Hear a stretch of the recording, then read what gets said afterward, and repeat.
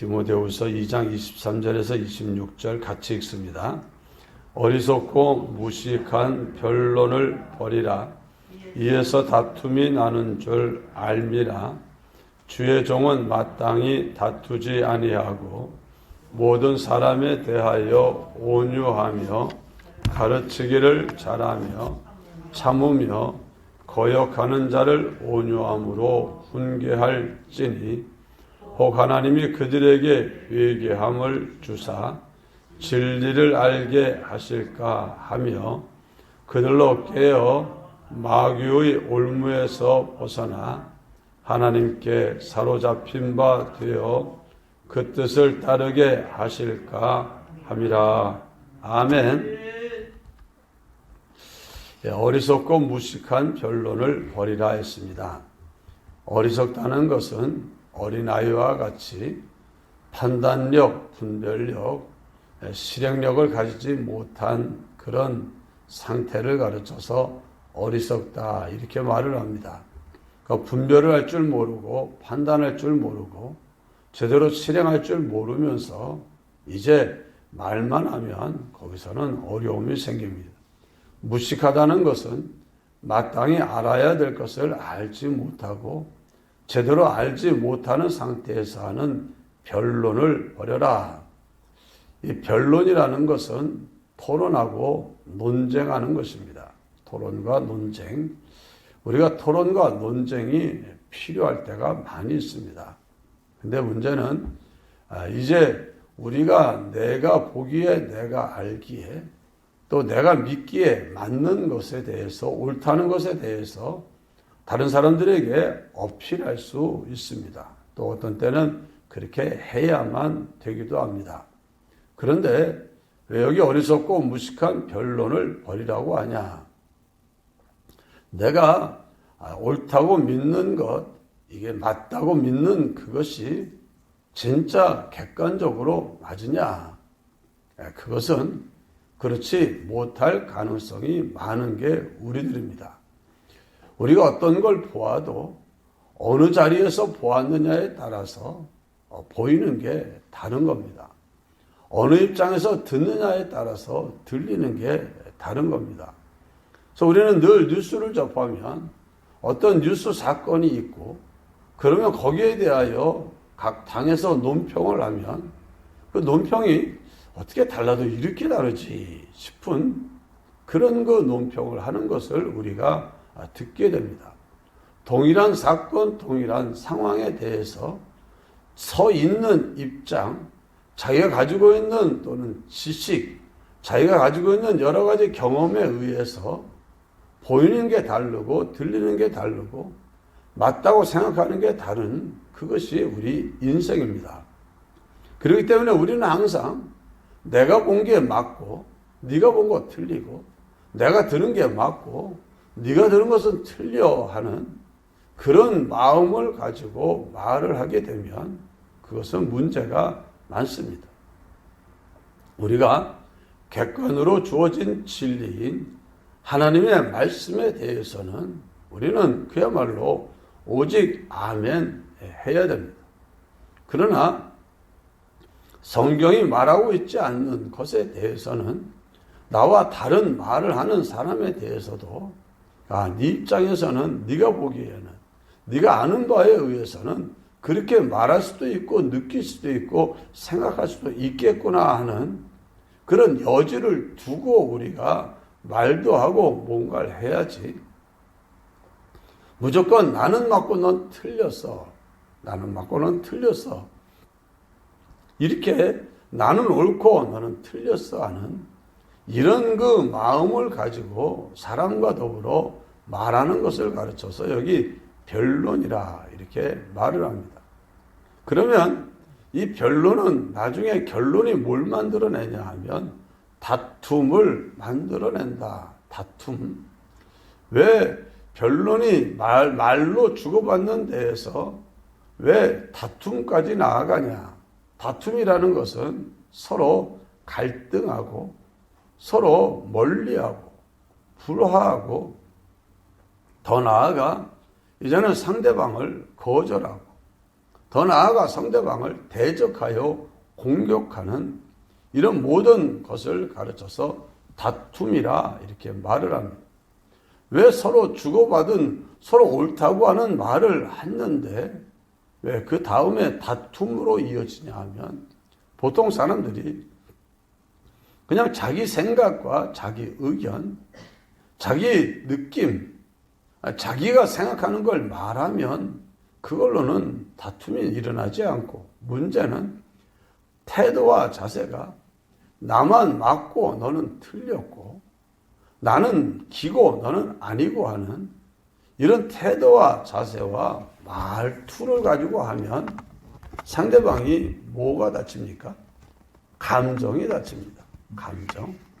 자존심이 상하고 어떤 면에서는 열등감이 자극이 되기도 하고 이렇게 하는 그 말 속에서 사람이 감정이 상하면 그 다음에는 가뜩이나 판단력 없는 사람들이 감정에 사로잡히면 더 판단력을 잃어버립니다. 그래서 사람에게 있어서 뭐 여러 가지 이성도 있고 지성도 있고 양심도 있고 마음에 감정도 있고 욕구도 있고 다양한 그 마음의 구조가 있는데 그 중에서 제일 먼저 생긴 선임 감정, 선임 마음이 감정입니다. 아기 때부터 태중에서부터 감정은 생겨나요. 그래가지고 어린애는 좋다 나쁘다 하는 감정밖에 없습니다. 그리고 언제 비로소 그들이 이성적인 판단을 하게 되냐? 그것은 6, 7살 지나 이성이 발달되기 시작하는 그때에 비로소 이성적인 판단을 하게 되는 겁니다. 그러니까 그 이전은 전부 다 감정적으로 모든 것을 처리하는 세대예요. 사람들 마음속에는요, 감정이 어떤 면에서는 왕자를 차지하고 있습니다. 왕자. 근데 문제는 감정은 옳은 것을 판단하는 능력이 감정에는 있지 않습니다. 감정에는 좋다 나쁘다는 것을 판단하는 능력이 있어요. 좋아? 싫어. 이겁니다. 그러니까는 감정이 앞서면 이게 일을 하고 나고 말을 하고 행동을 하고 나면 나중에 후회를 하게 됩니다. 그래서 우리들은 감정은 가능한 달래서 주저앉혀 놓고 그리고 이성적으로 양심적으로 그리고 신앙적으로 우리가 모든 것을 해야 되는 겁니다. 이 변론과 논쟁은 이성적인 그 분야에서 말하는 건데 여기서 잘못하다 보면은 그 사람의 감정을 건드립니다. 그러면 가만히 달려져 있던 그 사람의 감정이 훌끗 하고 올라오면 그 사람 감정이 앞서서 나서면 감정의 힘이 얼마나 센지 이성이고 양심이고 신앙이고 맥을 못 추고 뒤로 쫓겨납니다.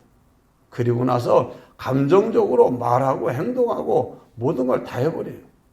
그리고 나서 시간이 지나면 감정은 쭈그러들고 그러고 나서 뒷수습하느라고 정신이 없습니다. 그러니까 꼭 서로 말다툼하는 거 보면은 꼭 어른이 싸우는 것 같습니까? 애들이 싸우는 것 같습니까? 애들이 싸우는, 아무것도 아닌 거 가지고 막 애들이 싸우는 것 같아요. 왜 그러냐? 감정이 일어나면 어린애가 되어버리는 겁니다. 어린애가.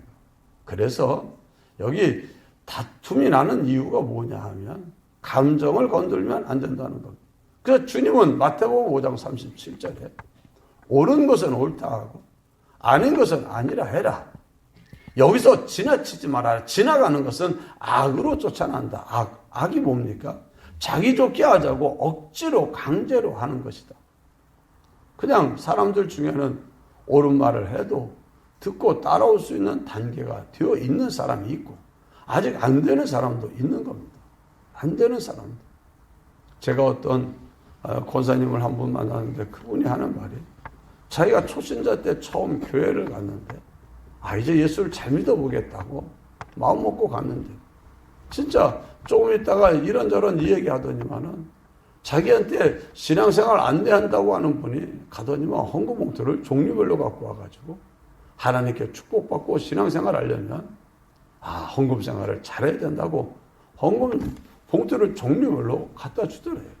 그래가지고 자기가 그때 아직 뭐 신앙도 없고 이제 예수 잘 믿어보겠다고 마음 먹고 왔는데 헌금 봉투를 잔뜩 갖다 주니까 종류별로 11조는 이런 거고 감사헌금은 이런 거고. 근데 말해주는 분은 정말 신앙생활 잘하려면 그런 거 잘해야 된다는 거 자기는 알고 믿어요. 근데 초신자한테 그걸 해놓으니까는 초신자가 그거 보고 무서워서 아유 이 교회도 가니까 돈 달래는 거밖에 안 하네. 그래 자기가 다시 주저앉아서 오랫동안 주저앉았다가 다시 예수를 믿게 되고, 그리고 이제 신앙생활 열심히 해서 지금은 권사님이 됐는데 그분 하는 말, 지금 나한테 누가 와가지고 헌금 잘해야 된다 그러면 아멘 하는데, 이게 초신자한테 헌금 잘해야 복 받는다 그러면 이게 아멘이 되지 않고 뭐 이런 게 다 있어 하고 그렇게 되더라고.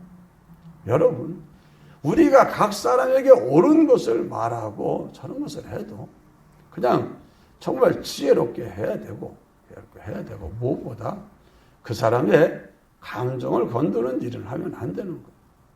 말을 해도 어리석은 말을 하고 어린애 같은 말을 하고 말이 안 되는 말을 하면은 야 그걸 말이라고 하냐, 무슨 말을 그따위로 하냐, 이렇게 태도가 되면은 그 이후에 내가 하는 아무리 옳은 말도 그 귀에 안 들어가요.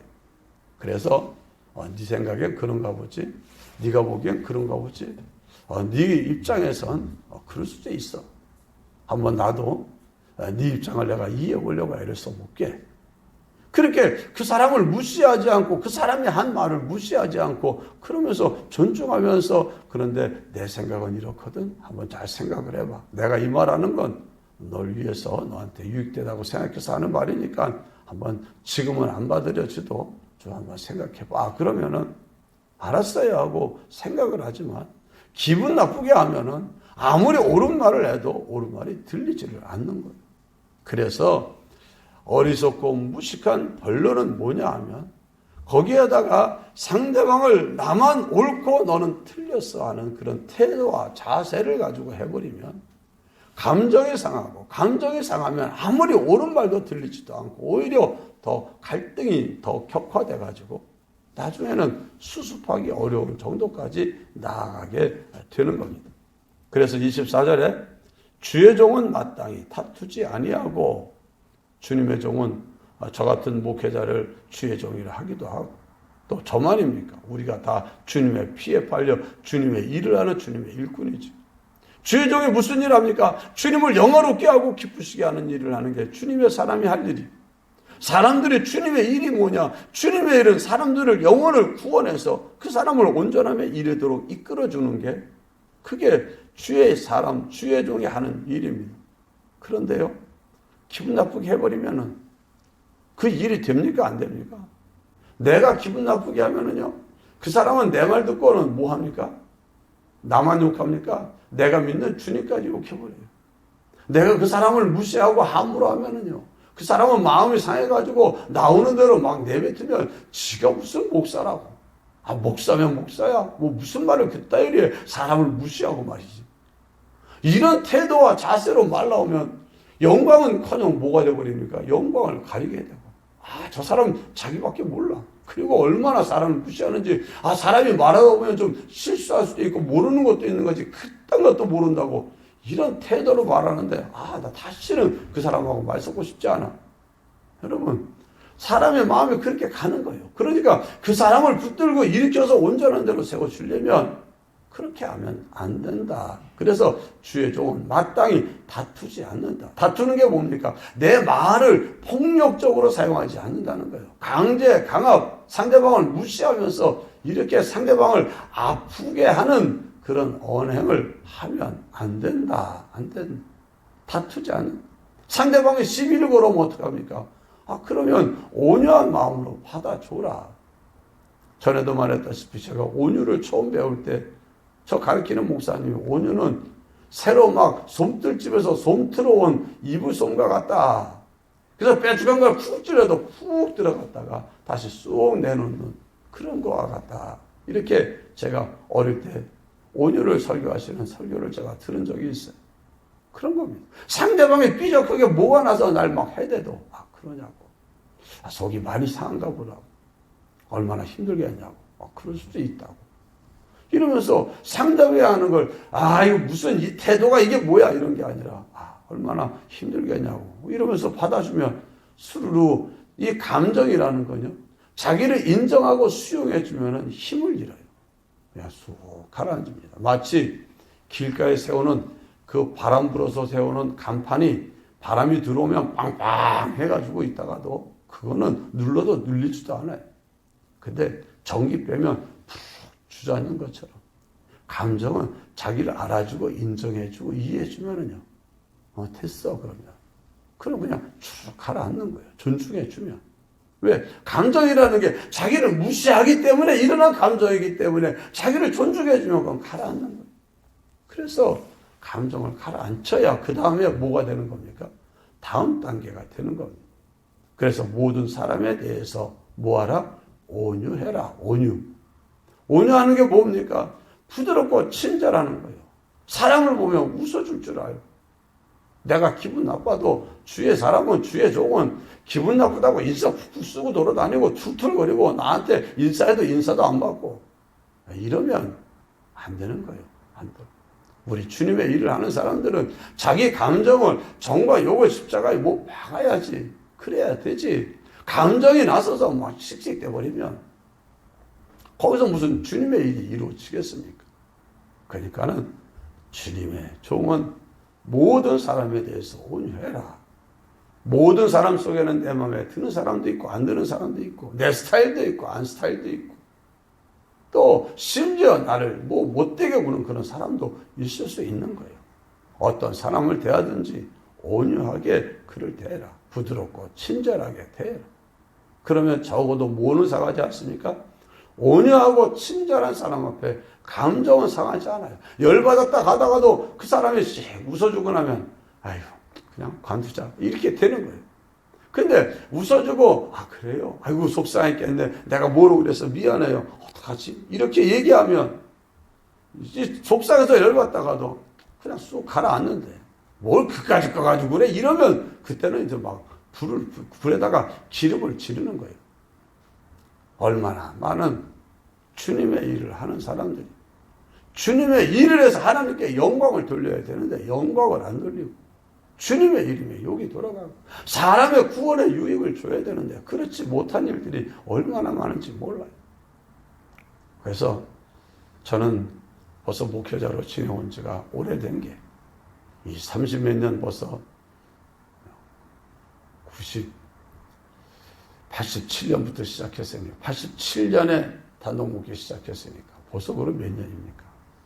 8, 9, 0, 1 이제 내 조금 지나면 2년이면 벌써 35년 차가 되는데 그 긴 기간 정말 내가 하나님 앞에 칭찬받을 일도 한 것도 많이 있겠지만 넌 도대체 뭘 일을 그렇게 했냐? 왜 그 사람에 대해서 네가 잘 좀 붙들어 세워서 좀 그 사람을 하나님께 영광을 돌리는 사람으로 세워가야 되는데 네가 그건 잘못한 거다. 그렇게 주님께 책망받을 게 얼마나 많을까. 저는 세월이 지나가면서 쌓이면서 나도 모르게 한 일들이 많은 거예요. 나는 전혀 그런 의도가 아니었는데도 나중에 보면은 그 입장에서 보면 참 힘들을 수 있겠다 하는 그런 일들이 있는 거예요. 그러니까 반성을 하고 돌아봐도 그런 걸 찾으면 허다하게 찾는데 아무 생각 없이 살면 얼마나 많은지 몰라요. 하나님의 사람들은 모든 사람들에 대해서 온유해라, 친절하고 부드럽게 웃으면서 그러면서 상대방의 감정을 인정도 해주고 존중해주고 그러라. 가르치기를 잘하고 참으며 여기 25절에 거역하는 자를 어떻게 하라고요? 온유함으로 훈계. 거역하는 자. 거역이라는 것은 내가 뭐 좀 하지요? 그럼 집사님 이것 좀 하시죠? 그럼 저 그냥 싫어요. 그거는 거역의 시작이에요. 진짜 여기 말하는 거역은 반발하고 대적하는 거예요. 그걸 왜 나한테 하라고 그럽니까? 나 안 해요. 기분 나쁘기 싫이.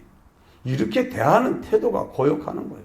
그렇게 날 대하면 저런 사람이 다 있어 하고 이렇게 맞서면 안 되고 내가 좀 하자고 한 게 하라고 한 게 마음을 많이 상했나 보네요. 미안합니다. 일부러 한 건 아니고 그러면서 이렇게 온유함으로 부드럽게 그가 삐죽하게 덤비는 것도 부드럽게 품어서 돌려서 그래가지고 이런 옳은 길로 인도하는 게 이게 하나님의 사람들이 할 일이다. 그래서 하나님의 사람은 따라합시다.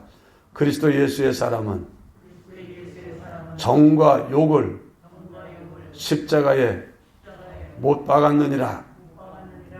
자기 감정 죽여서 못 박아놔야 주님의 일을 하지. 감정 살려가지고 자기 특별히 부정적인 감정에 사로잡혀서 말하고 행동하면 거기에서는 하나님의 일이 이루어지질 않아요. 기도합시다. 주님, 긍휼을 베풀어 주시고 정말 우리들이 어리석고 이제 미련한 분쟁, 논쟁을 통해서 사람들의 마음을 상하게 하고 다툼이 일어나는 일 하지 않게 하여 주옵소서. 모든 사람, 어떤 사람, 고역하는 사람에까지도 온유함으로 그를 대할 수 있는 넓은 마음, 주님의 마음 우리에게 허락하여 주옵소서. 예수님 이름으로 간절히 기도하옵나이다. 아멘.